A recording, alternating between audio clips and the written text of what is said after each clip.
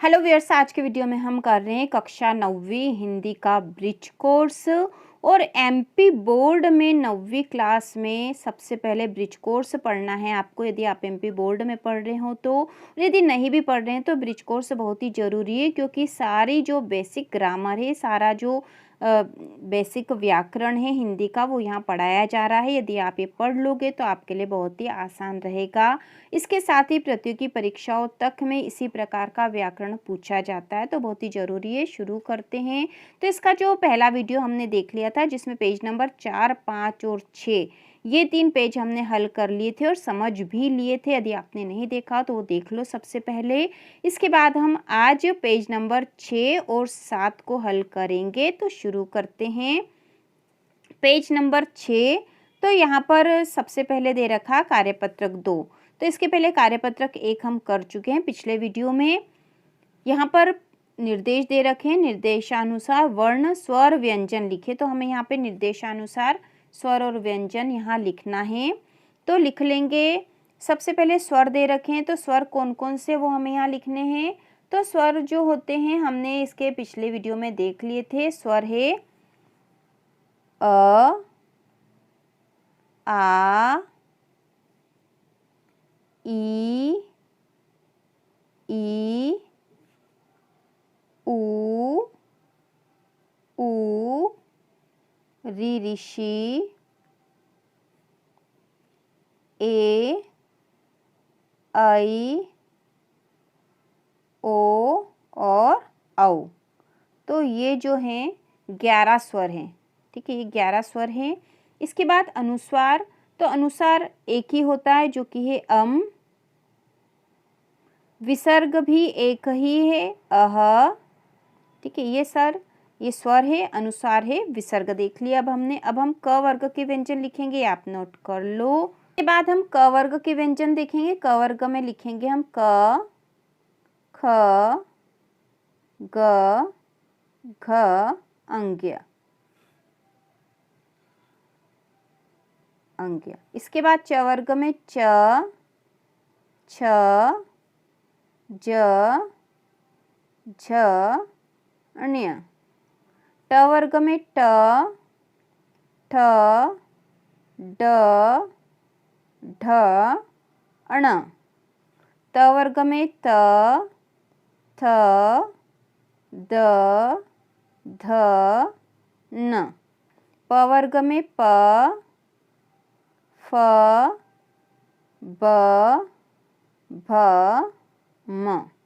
अंतस्थ व्यंजन, तो अंतस्थ व्यंजन हमने पढ़े थे, वो हैं य, र, ल, व। ये अंतस्थ व्यंजन होते हैं 4। ऊष्म व्यंजन भी 4 होते हैं, जो कि है श, श, स, ह।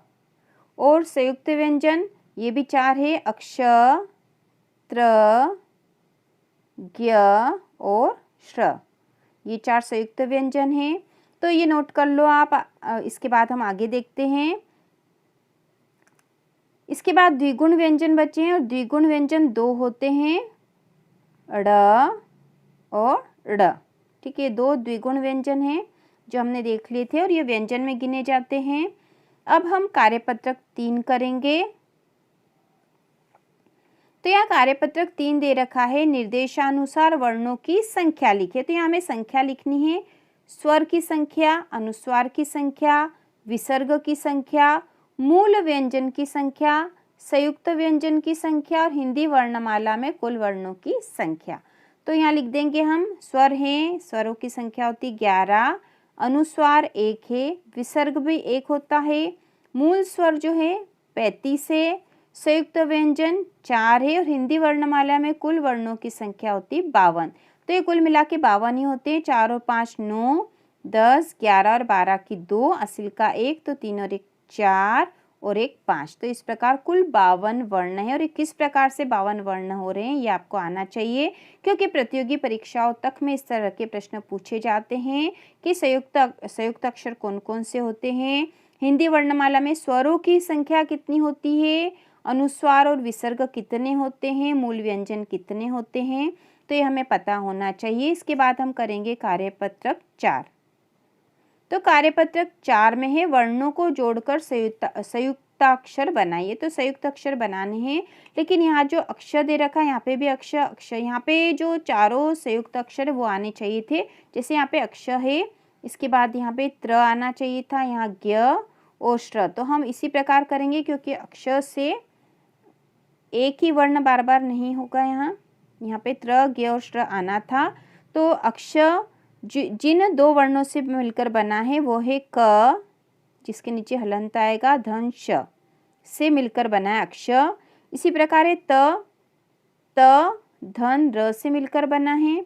ज्ञ जो है ये ज धन ण्य से मिलकर बना है। और श्र जो है ये श धन र से मिलकर बना है। तो इस प्रकार से संयुक्त अक्षर बनते हैं। क धन श से अक्षर, त धन र से त्र, ज धन ण्य से ज्ञ और श धन र से श्र। तो संयुक्त अक्षर और कार्यपत्रक 4 हमने हल कर लिया है। इसके बाद कार्यपत्रक 5 है, जो कि आपकी ब्रिज कोर्स की बुक के पेज नंबर 8 पर है। तो इसको हल कर लेते हैं, बहुत ही आसान है। इसमें पहला क्वेश्चन दे रखा है, कंठ से उच्चारित होने वाले वर्ण लिखिए और बोल कर देखिए। तो कंठ से जो वर्ण उच्चारित होते हैं वो कौन कौन से, आप ऊपर जो चित्र देखा था हमने उसको देखकर भी कर सकते हो। तो कंठ से उच्चारित होने वाले हैं अ, आ, अह, क वर्ग और ह। ये कंठ से उच्चारित होने वाले हैं। इसके बाद जो अगला है, तो अगला है तालु से उच्चारित होने वाले वर्ण लिखिए। तो तालु से उच्चारित होने वाले वर्ण हैं ई,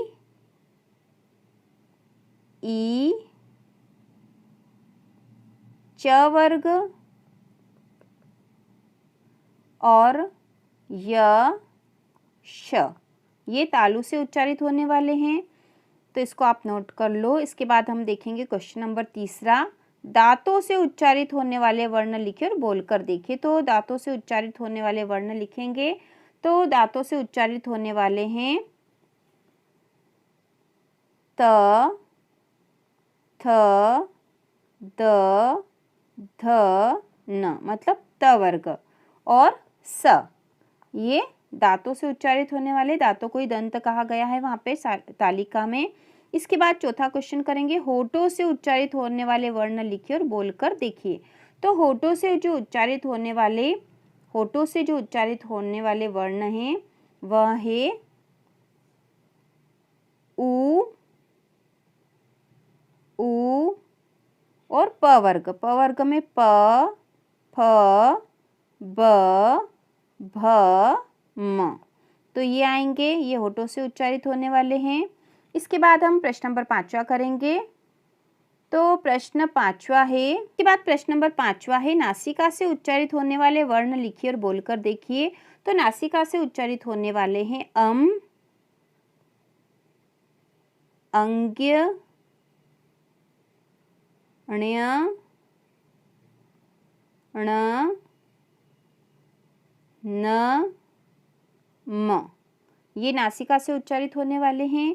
इसके बाद छठा क्वेश्चन है, मूर्धा मतलब मस्तिष्क से उच्चारित होने वाले वर्ण लिखिए और बोलकर देखिए।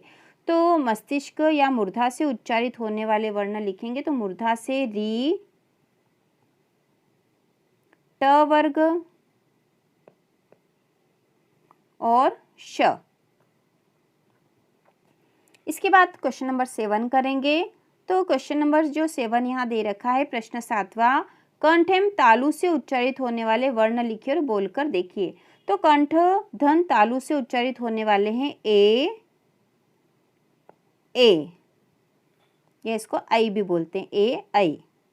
इसके बाद 8वां, दांत और तालु से उच्चारित होने वाले वर्ण लिखिए और बोलकर देखिए। तो दांत और तालु से उच्चारित होने वाले वर्ण है र, ल। तो इस प्रकार हमने ब्रिज कोर्स का जो है आपके हिंदी विषय का पेज नंबर 8 तक हल कर लिया है, और इसके आगे भी हम इसको समझकर पूरा ही हल करेंगे। तो इसी प्रकार के और वीडियो देखने के लिए, कक्षा 9वीं की संपूर्ण तैयारी करने के लिए चैनल को सब्सक्राइब कीजिए।